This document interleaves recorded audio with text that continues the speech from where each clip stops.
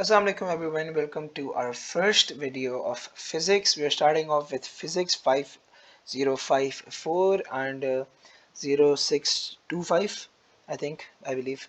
So O levels IGCSE के हमारा physics है and physics के अंदर content जो है हमारे पास वो है general physics, thermal physics, waves and light, electricity and magnetism, nuclear physics and space physics, and our goal is that inshallah within this month or maybe earlier than that we will cover entire syllabus of physics.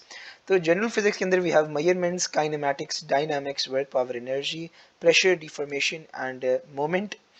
तो ये कुछ थोड़े से chapters हैं general physics के जो हम लोग अभी कवर करेंगे in this couple of days. हम लोग अभी स्टार्ट करने लगे हैं डायनामिक्स से. डायनामिक्स के अंदर हम लोगों ने डायनामिक्स के अंदर हमने कहा dynamics is the branch of physics which deals with motion considering force. अब इसके अंदर हमने टाइप्स ऑफ फोर्सेज डिस्कस करनी है, न्यूटन्स के लॉ को डिस्कस करना है, calculations regarding F is equals to M a करना है. उसके बाद हम लोगों ने सेंट्रीपिटल फोर्स को डिस्कस करना है जो सर्कल मोशन के अंदर होती है, एंड मोमेंटम को डिस्कस करना है जो डायनामिक्स का पार्ट होती है. ठीक है, मोमेंटम हमारे सिलेबस में नया आया है, तो ये हमारे पास है आज के टॉपिक के अंदर ये सारी चीज़ें हैं. ठीक है, स्टार्ट करते हैं बेसिक से. तो फोर्स हम लोग कहते हैं, फोर्स क्या होती है? हमने कहा फोर्स ऐसी चीज है, इट इज द पुश और पुल इन अ पर्टिकुलर डायरेक्शन. और हमने कहा फोर्स एक्सेलरेट्स और tends to accelerates, force deforms और tends to deform, and it is a vector quantity measured in newtons. Vector quantity क्या होती है? ऐसी चीज जिसको डायरेक्शन एंड मैग्नीट्यूड दोनों की जरूरत होती है. फिर हमने कहा it is measured in Newton's. हमने कहा किसी भी यूनिट को डिफाइन कर सकते हैं बाय इट्स रिलेटिव फार्मूला. अब फोर्स किस मेजर्ड इन न्यूटन, और फोर्स को हम किस तरह ढूंढ सकते हैं? By the formula F is equals to M a. F is equals to M a से हम लोग उसको ढूंढ सकते हैं, राइट? तो अब हम लोगों ने कहा जब हम लोग F is equals to M a से इसको ढूंढ सकते हैं, तो हमने कहा न्यूटन क्या होगा? Force will be 1 Newton 1 kg mass is accelerated at 1 meters per second square, at 1 meter per second square. ठीक है, फिर हमने कहा हमारे पास ना फिजिक्स के अंदर हमारे पास तीन किस्म की फोर्स एक्ट करती है एक बॉडी के अंदर. ग्रेविटेशनल फोर्स होती है, इलेक्ट्रोमैग्नेटिक फोर्स होती है, और न्यूक्लियर फोर्सेस होती हैं.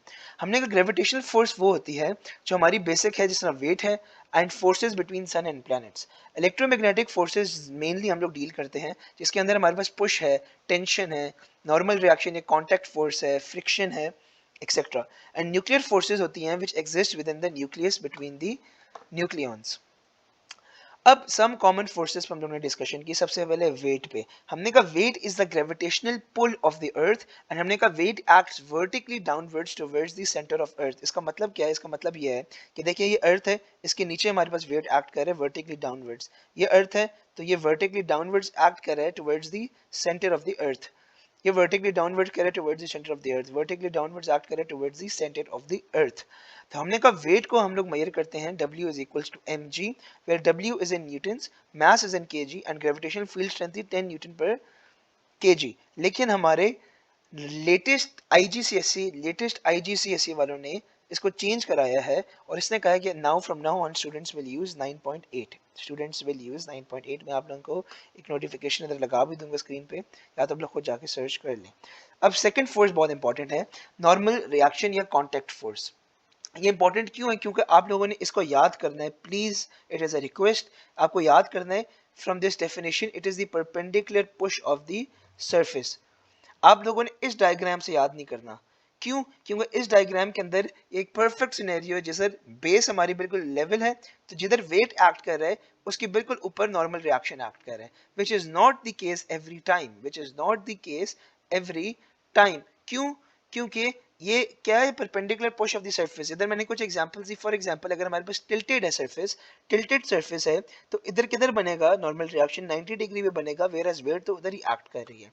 सेकंड एक और एग्जांपल है कि ये एक वॉल है, ये एक वॉल है, ये एक वॉल है, ठीक है, उसके ऊपर एक इस तरह की एक स्फेरिक एक सिलेंडर से एक चीज पड़ी हुई है, एक सिलेंडर से एक चीज पड़ी हुई है, उसका वेट डाउनवर्ड्स एक्ट कर रहा है, लेकिन इसका नॉर्मल रिएक्शन किधर एक्ट कर रहा है? वॉल से 90 डिग्री के एंगल पे, वॉल के 90 डिग्री एंगल पे. तो इधर हमारी नॉर्मल रिएक्शन या कांटेक्ट फोर्स एक्ट करेगी. तो नॉर्मल रिएक्शन क्या है? It is the perpendicular push of the surface, perpendicular push of the surface, perpendicular push of the surface. इससे याद नहीं करना. Then we have tension. हमने कहा tension it is the force which acts along the rope और rod. जो एक रोप या स्प्रिंग के अंदर खिंचाव होता है ना, वो टेंशन की वजह से होता है, वो एक फोर्स की वजह से होता है। So it is the pull in the rope, spring, rod etcetera. अब दो चीजें इसमें इंपॉर्टेंट है टेंशन में। पहली बात कि टेंशन की वैल्यू यूनिफॉर्म रहती है थ्रू आउट द स्प्रिंग। अभी देखिए ये एक यहाँ से अटैच हुआ हुआ थ्रेड, उसके साथ एक पेंडुलम लगा हुआ है, इसके साथ पेंडुलम, इसके साथ वेट भी लगा दिया है। हमने कहा जो नीचे एक्ट कर रही है टेंशन वो 100 न्यूटन है फॉर एग्जांपल, तो ऊपर भी जो एक्ट कर रही है टेंशन अलोंग द रोप वो भी सेम होगी। तो tension value along the thread remains same, it remains uniform। तो हमने कहा फिर दूसरी इंपॉर्टेंट बात है, जो भी जिधर हमने कहा कि रोप के फिक्स्ड पॉइंट से हमेशा अवे होगी हमारा टेंशन। तो हमने कहा the direction of tension is along the rope away from the fixed point where the rope is attach. अब देखिए इधर ना इस पॉइंट पे रोप अटैच है, तो जो रोप 1 है इसका टेंशन किधर है, इस तरफ है। जो रोप 2 है उसका टेंशन किस तरफ है, अवे फ्रॉम द डायरेक्शन है। एंड सिमिलरली ये रोप 3 इधर अटैच है, तो इसके अवे, इसके ऑपोजिट में हमारी टेंशन एक्ट कर रही है। अब इसके बाद हमारे पास आती है friction, which is a very important, जिसको हम लोग काफी लोग ना कंफ्यूज करते हैं। काफी लोग कहते हैं फ्रिक्शन जो है it is a force which opposes motion. Absolutely wrong. अगर फ्रिक्शन एक ऐसी फोर्स होती है विच अपोजेस मोशन, तो हम लोग भी चल ना सकते, हम लोग भी चल ना सकते। हम कहेंगे correct definition, force which opposes sliding effect of one surface over another। एक ऑब्जेक्ट को स्लाइड करने से, एक ऑब्जेक्ट को स्लाइड करने से, एक ऑब्जेक्ट को स्लाइड करने से जो फोर्स रोकती है, ओपोज करती है, वो है फ्रिक्शन, वो है फ्रिक्शन। जैसे इलेक्ट्रिसिटी के अंदर, जैसे इलेक्ट्रिसिटी के अंदर करंट को, करंट पे क्या चीज अपोज करती है, रेजिस्टेंट, इसी तरह फ्रिक्शन जो है हमारी स्लाइडिंग इफेक्ट को अपोज करती है, ठीक है, अपोज करती है। अब इसकी एग्जांपल किस तरह हमने दी हुई, हमने कहा फॉर एग्जांपल ये बॉक्स है, राइट, ये इस तरह एक सरफेस, उसके ऊपर एक बॉक्स है और वो राइट की तरफ स्लाइड कर रहा है, तो हमारी फ्रिक्शन ऑपोजिट डायरेक्शन पे होगी और वो स्लाइडिंग इफेक्ट को अपोज कर रही होगी। फिर हमने कहा फ्रिक्शन जो है हमारी वो दो चीज़ों पर डिपेंडेंट है, दो चीज़ों पर डिपेंडेंट है। पहली चीज़ है हमारी नॉर्मल रिएक्शन, जिसको हम लोग पुश, जिसको हम लोग पुश भी कहते हैं, जिसको हम लोग पुश भी कहते हैं। एंड हमने कहा नॉर्मल रिएक्शन जो है वो डायरेक्टली प्रोपोर्शनल होती है फ्रिक्शन से। नॉर्मल रिएक्शन जो होती है वो डायरेक्टली प्रोपोर्शनल होती है फ्रिक्शन से। जितनी ज़्यादा पुश होगी सरफेस की, जितनी ज़्यादा परपेंडिकुलर पुश होगी सरफेस की, उतनी ज़्यादा फ्रिक्शन होगी। एंड सेकंड चीज़ हम कहते हैं कि नेचर ऑफ द सरफेस, मतलब कि हम लोग कहते हैं ना, एग्जामिनर हमें कभी भी एग्जाम में नहीं कहेगा कि यार ये एक सरफेस है और इसके पास फ्रिक्शन नहीं है। वो कहेगा it is a smooth surface. Smooth surface क्या इंडिकेट करती है कि there is no friction acting on it. तो बेसिकली जितनी रफ सरफेस होती है उतनी ज़्यादा फ्रिक्शन होती है, और जितनी स्मूथ सरफेस होती है उतनी ज़्यादा कम फ्रिक्शन होती है। ऑफ कोर्स स्मूथ सरफेस का ये मतलब नहीं है कि जीरो फ्रिक्शन है, नेग्लिजिबल फ्रिक्शन होती है। और हम लोग हमेशा एग्जाम के अंदर, फिजिक्स के अंदर याद रखना, फिजिक्स के अंदर याद रखना कि हम हमेशा आइडियल कंडीशन को, हमेशा आइडियल कंडीशन को लेकर चलते हैं, ठीक है। देन हमने कहा फोर्स जो है हम लोग उसको डिवाइड कर सकते हैं दो तरीके से, बैलेंस्ड एंड अनबैलेंस्ड। हमने कहा बैलेंस्ड फोर्स वो होगी जिसकी रिजल्टेंट फोर्स जीरो होगी, उसकी एक्सेलरेशन जीरो होगी, उसकी चेंज इन वेलोसिटी जीरो होगी। एंड हमने कहा if acceleration of the body is zero, force is balance, it is in equilibrium. And second हमने बात की अनबैलेंस्ड फोर्स। हमने कहा अनबैलेंस्ड फोर्स वो है जिनकी resultant force is equal to zero. And हमने कहा if resultant force is not zero, is not zero, forces are unbalanced। Unbalanced होती हैं जिधर resultant force is not equal to zero, acceleration is not equal to zero, change in velocity is not equal to zero, body's velocity is changing, it is not in equilibrium। Balance unbalanced बहुत simple सी बात। अब हम लोग ने थोड़ा सा पूरा context बता के now we are moving on to Newton's law of motion। Newton's law of motion।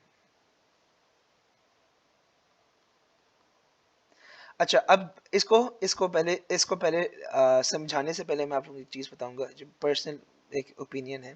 मैं हमेशा न्यूटन्स लॉ को किस तरह याद करता था, मैं स्टोरी की तरह याद करता हूँ, स्टोरी की तरह। क्या मतलब, फर्स्ट लॉ जो है वो पहला पार्ट है स्टोरी का, दूसरा लॉ उसकी दूसरा पार्ट है, एंड थर्ड लॉ उसकी थर्ड पार्ट है स्टोरी का। स्टोरी क्या है, पहला लॉ कहता है, पहले लॉ को हम लोग लॉ ऑफ इनर्शिया भी कहते हैं। पहला लॉ कहता है कि एक body, it states that a body will continue to retain its state of motion or rest with uniform velocity until an unbalanced force acts on it। अभी बंदा सुनता है वो कंफ्यूज हो जाता है, उसने कहा यार तो फिर क्या है, इसको रटना भी इंपॉर्टेंट है, आई एग्री, लेकिन इसको समझें। समझना क्या है, वो कहता है एक बॉडी अपनी स्टेट को रिटेन करेगी, कब तक रिटेन करेगी, जब तक एक अनबैलेंस फोर्स एक्ट नहीं करेगी। और क्लियर करके समझाऊं, याद रखें पहला लॉ क्या है, पहला लॉ ये है कि रुकी हुई चीज रुकी रहेगी, चलती हुई चीज चलती रहेगी। रुकी हुई चीज रुकी रहेगी, चलती हुई चीज चलती रहेगी। कब तक चलती रहेगी, कब तक रुकी रहेगी, जब तक एक unbalance resultant external force act ना करे, उस पर एक्ट ना करे। अब आपको मैं एक चीज बताऊं मजे की, अगर एक फुटबॉल है, अगर एक फुटबॉल है,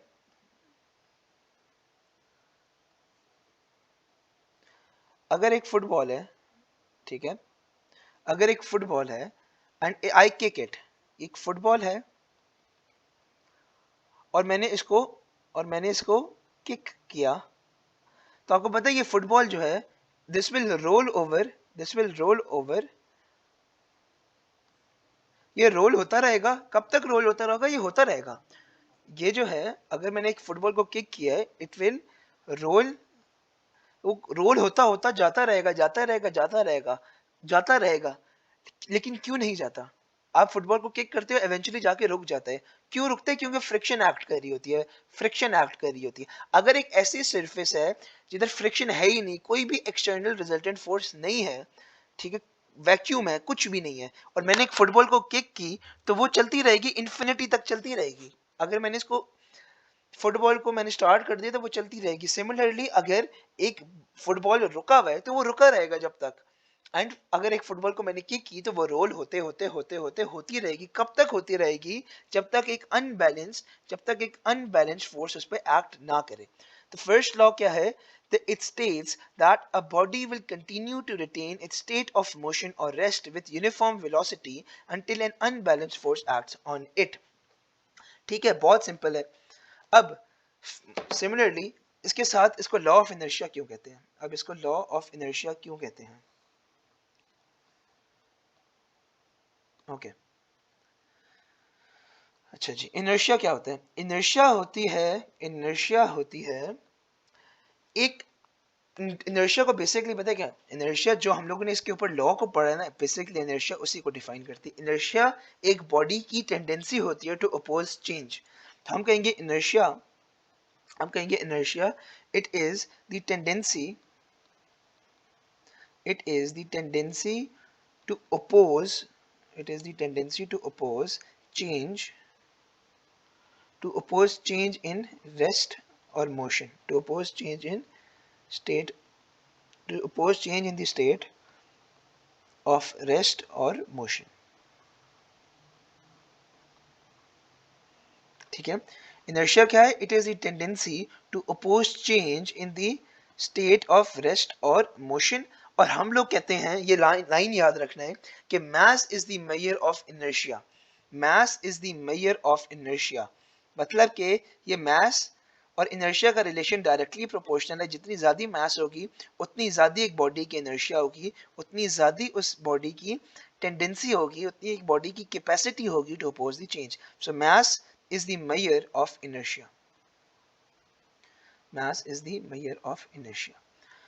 पहली कहानी क्या थी, पहली कहानी को रिकैप दें, रुकी हुई चीज रुकी रहेगी, चलती हुई चीज चलती रहेगी। कब तक चलती रहेगी, कब तक रुकी रहेगी, जब तक एक अनबैलेंस फोर्सेस पे एक्ट ना करे। क्लियर। सेकंड लॉ को, अब सेकंड लॉ उसकी कंटिन्यूएशन है स्टोरी की। हमने क्या कहा पहली लॉ के अंदर, पहले लॉ के अंदर हम लोगों ने क्या कहा कि रुकी हुई चीज रुकी रहेगी, चलती हुई चीज चलती रहेगी, जब तक एक अनबैलेंस फोर्स एक्ट ना करे। अब दूसरा लॉ स्टेट करता है अगर अनबैलेंस फोर्स ने एक्ट कर दिया तो क्या होगा, ये सेकंड लॉ एक्सप्लेन करता है। अगर रुकी हुई चीज रुकी हुई है, चलती हुई चीज चलती हुई है, और एकदम से वो चलती हुई चीज एकदम से रुक जाए, हमारी फुटबॉल रुक जाए, ठीक है, तो रुक गई तो क्या होगा, रुक गई तो क्या होगा, होगा क्या, एक्सेलरेशन प्रोड्यूस होगी। जब एक अनबैलेंस फोर्स एक्ट करेगी, एक अनबैलेंस फोर्स एक्ट करेगी, एक्सेलरेशन प्रोड्यूस होगी, और वो एक्सेलरेशन जो होगी वो फोर्स के प्रोपोर्शनल होगी, और मास के इनवर्सली प्रोपोर्शनल होगी। ये हमारा सेकंड लॉ स्टेट करता है। सेकंड लॉ लिखते हैं, सेकंड लॉ हमारे पास इसी की कंटिन्यूएशन है। पहला लॉ था कि रुकी हुई चीज रुकी रहेगी, चलती हुई चीज चलती रहेगी, कब तक जब अनबैलेंस फोर्स एक्ट ना करे। अगर एक बॉडी पे अनबैलेंस फोर्स एक्ट कर गई तो क्या होगा? हम कहेंगे it states that when an unbalanced force acts on a body,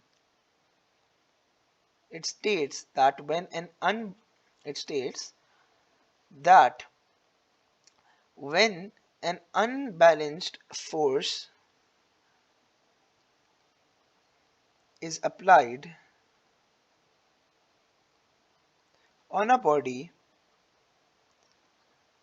on a body, acceleration is produced,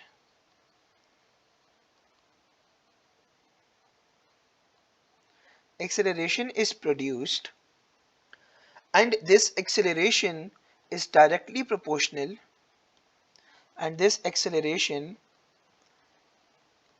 is directly proportional to force and inversely proportional to and inversely proportional to and acceleration is inversely proportional to mass. तो क्या बात हुई? Second law कहता है it states that when an unbalanced force is applied on a body acceleration is produced and this acceleration is directly proportional to force and this acceleration is inversely proportional to mass. अब मैं आपको एक चीज बताऊं, यहां से इस formula से हमारा F is equal to M a derive होता है। प्रोपोर्शनैलिटी साइन को रिमूव हम लोग किस तरह करते हैं, इज इक्वल्स टू के, एम ए लगा देते हैं। के क्या होता है? इज इक्वल्स टू के कांस्टेंट होता है, कांस्टेंट होता है तो हम इसको एज्यूम करते हैं कि भाई कांस्टेंट है तो ये 1 होगा, so this will become f is equals to M a. यहां से हमारा फॉर्मूला आ जाता है f is equals to M a, f is equals to M a. अब हम लोगों ने सेकंड लॉ पढ़ ली, सेकंड लॉ हमने पढ़ लिया। सेकंड लॉ और फर्स्ट लॉ के अंदर मैं एक दफा से फिर से रिकैप करा देता हूँ। First law क्या है? A body will continue to retain its state of motion with state of motion or rest with uniform velocity until an unbalanced force acts on it. And when an unbalanced force act on it, the body when an unbalanced force is applied on the body, an acceleration is produced, which and this acceleration is directly proportional to force, and acceleration is inversely proportional to mass. ये second law हमारे पास आ गया। अब F is equals to ma हमारा F is equal to M a हमारा formula derive हो गया। अब हमने थोड़े से इस F is equal to M A पे ना, थोड़े से इस F is equal to M A पे डिस्कस करना है। इसकी क्या डिस्कस करना है? इसके ग्राफ्स थोड़े से पढ़ने हैं। सबसे पहला ग्राफ जो हम लोग पढ़ेंगे ना वो होता है फोर्स और एक्सेलरेशन ग्राफ। तो फोर्स और एक्सेलरेशन ग्राफ इस तरह का होगा। अगर मैं कहूँ कि ये फोर्स है, ये एक्सेलरेशन है, ये फोर्स है, तो ये डायरेक्टली प्रोपोर्शनल, कोई भी चीज़ डायरेक्टली प्रोपोर्शनल होगी ना तो उसका हमेशा ग्राफ जो है it will be a straight line passing through a region, straight line passing through a region. Similarly अगर मैं कहूँ एक्सेलरेशन और मास का, मैं कहूँ एक्सेलरेशन और मास का, तो एक्सेलरेशन और मास का इन्वर्सली प्रोपोर्शनल रिलेशन है, तो हम वो किस तरह शो कराएंगे? हम इस तरह शो कराएंगे। एंड ये जो कर्व है it never touches the x axis। लेकिन मैं आपको अगर अच्छा, अब मैं एक ट्रिक क्वेश्चन है, अगर मैं आप दोनों को कहूँ मुझे ग्राफ बताएं, ग्राफ बना के दें एक्सेलरेशन और इधर मैं लगा दूं 1/m, अगर मैं इधर 1/m लगा दूं तो किस तरह का ग्राफ बनेगा? स्ट्रेट लाइन ग्राफ बनेगा पासिंग थ्रू रीजन, क्योंकि acceleration is directly proportional to 1/m, inversely proportional to mass but directly proportional to 1/mass। ठीक है, तो ये इस तरह बनेगा। ठीक है, अब मैं आप लोगों को मैं इस पे थोड़ा सा टाइम लगाना चाह रहा हूँ ताकि ये थोड़ा सा क्लियर हो जाए, ग्राफ्स वगैरह भी।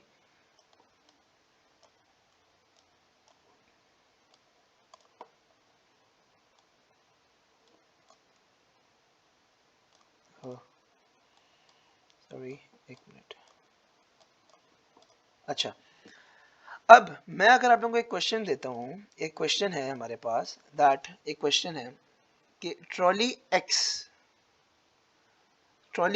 जो है has twice the mass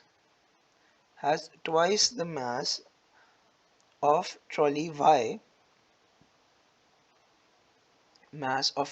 y, दो ट्रॉलीज हैं एक्स और y, trolley x has twice the mass of 4, sorry twice the mass of x, sorry twice the mass of y, हम कहेंगे trolley x has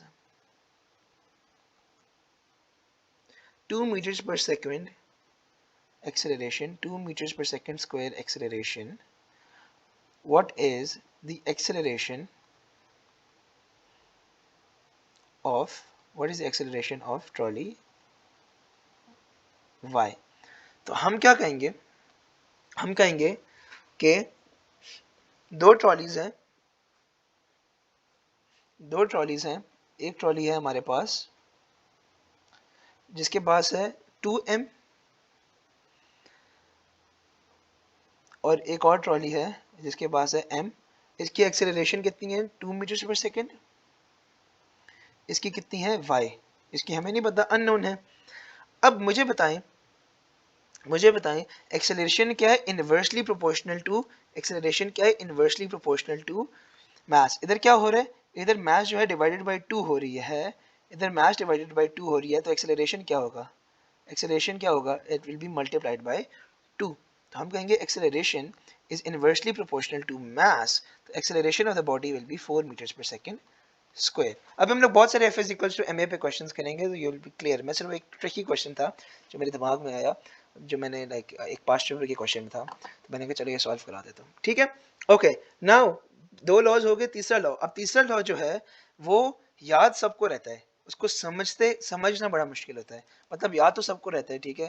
third law जो है हमारा, third law को याद रखना सबसे आसान होता है। थर्ड लॉ न्यूटन का क्या है, every action has equal and opposite reaction, बहुत जेनेरिक है, right. Every action has equal and opposite reaction, लेकिन आप लोग ये एग्जाम में नहीं लिख के आओगे। क्यों नहीं लिख के आओगे, क्योंकि हमारे एग्जामिनर को ये पसंद नहीं है। हमारे एग्जामिनर कहता है ये बहुत वेग स्टेटमेंट है, ये बहुत जेनेरिक है, बहुत वेग है, बहुत जेनेरिक है, बहुत वेग है। तो जितने भी अच्छे टीचर्स हैं वो रिकमेंड ही नहीं करते न्यूटन्स के थर्ड लॉ के अंदर every action has equal and opposite direction लिखना। तो दो मैं लिखाऊंगा, दो डेफिनेशंस, दो डेफिनेशंस मुझे जो पसंद हैं, दो डेफिनेशंस मैं वो लिखवाऊंगा। तो पहली डेफिनेशन है, फर्स्ट डेफिनेशन है हमारी कि when, पहली डेफिनेशन है that if body A applies, if body A will apply force on body B, on body B, then body B will apply equal,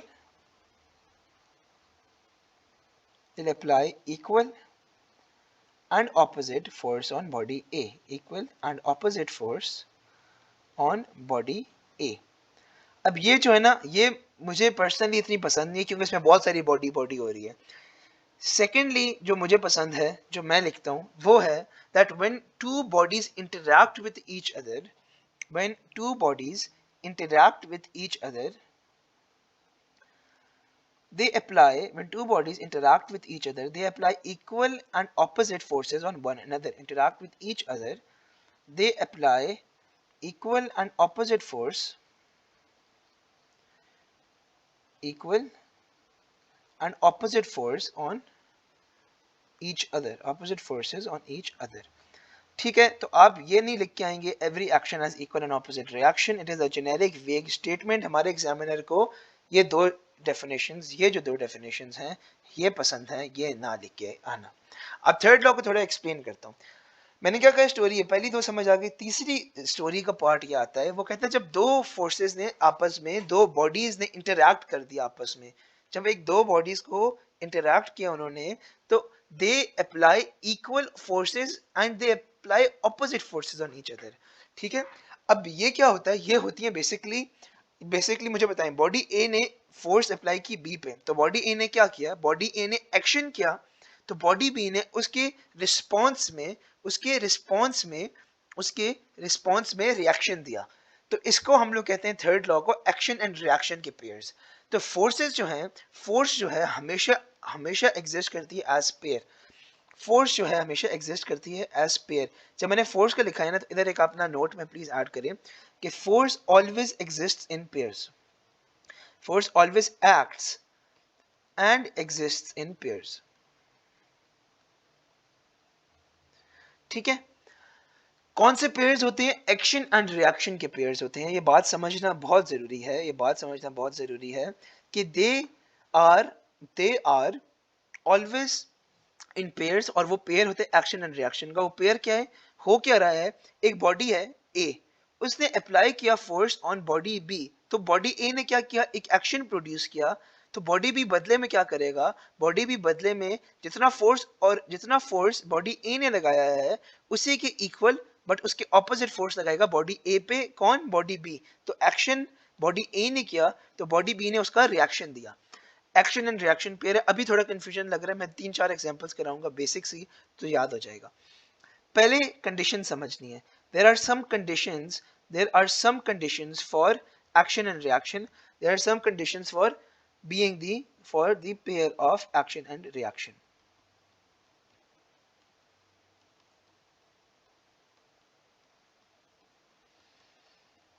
Conditions for the pair of action and reaction. ये conditions याद होनी चाहिए, ये conditions बहुत important है, ये conditions याद होनी चाहिए। सबसे पहली condition, they must be equal and opposite.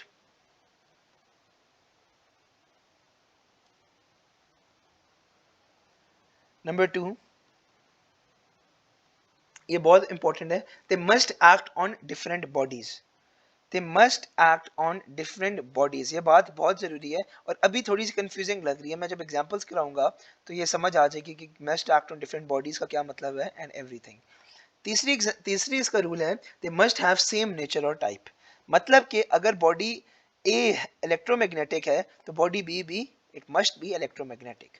So must have same nature and type, must have same nature और type.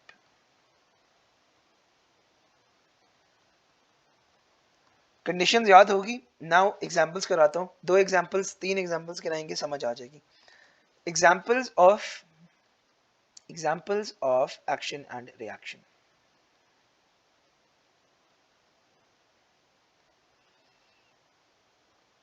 Examples of action and reaction.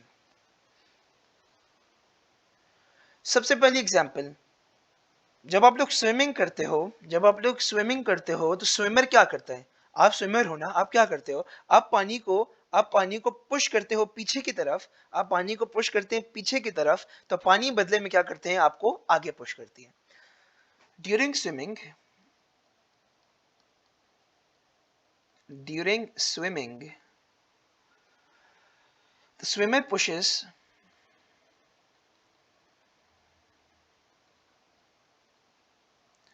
pushes the water backwards। तो ये क्या हुआ? Action. In response, the water pushes the swimmer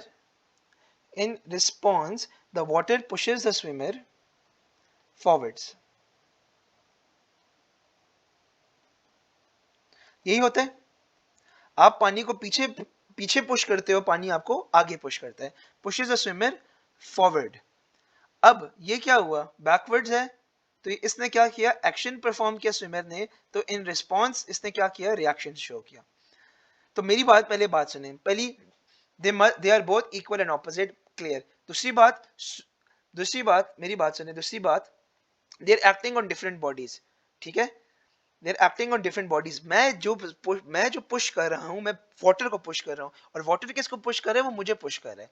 तो मैं swimming कर रहा हूं, मैंने स्विमर हूं, मैंने वाटर को पीछे पुश किया, तो इन रिस्पॉन्स वाटर ने मुझे आगे पुश किया। ठीक है, दूसरी एग्जांपल ये है कि फॉर एग्जांपल आपने देखी है बर्ड्स को फ्लाई करते हुए, होपफुली सबने देखा होगा, right?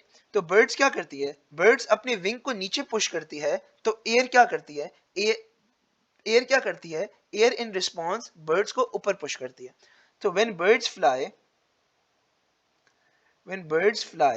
they push their wing downwards। when birds fly they push their wings they push the okay sorry when birds fly their wings जरा इसको मैं sentence structure ठीक कर लूँ. When birds fly their rings क्यों wings sorry their wings pushes the air downwards. So in response, the air pushes the birds upwards. So in response, the air pushes them upwards. तो ये क्या है? ये action है और ये क्या है? ये रिएक्शन है.